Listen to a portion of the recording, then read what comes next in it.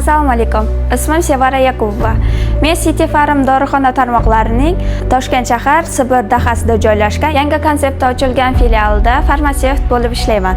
Yangi filial ochishda Zen Farm kompaniyasining xizmatidan foydalandik va bundan juda ham mamnunmiz.